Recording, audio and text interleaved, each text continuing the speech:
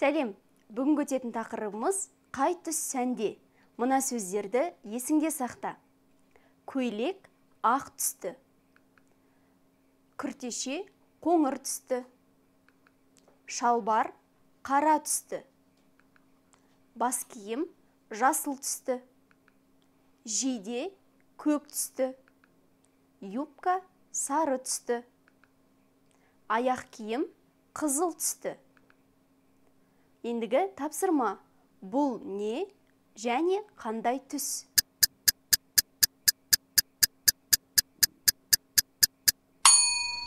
Дұрыс, бұл юбка қызыл түс. Бұл не және қандай түс?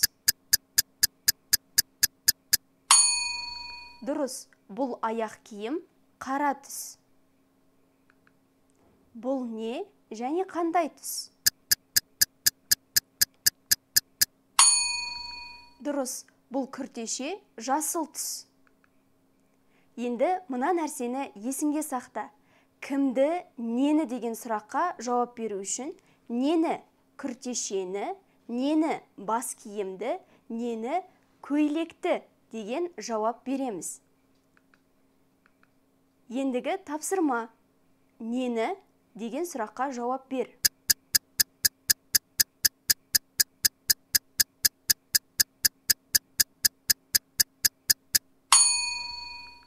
Өзіңді тексер.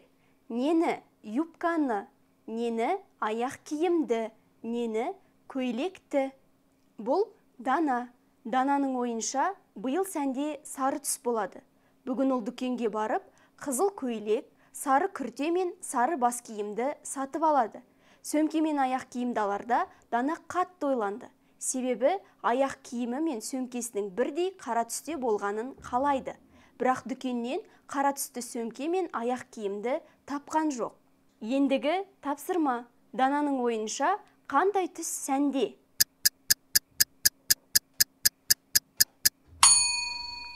Дұрыс, Дананың ойынша сары түс сәнде. Көйлек сатып алды ма, әлде юбка сатып алды ма? Дұрыс, көйлек сатып алды.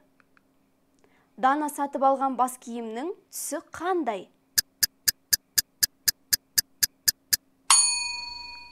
Дұрыс, Дана сатып алған бас киімнің түсі сары.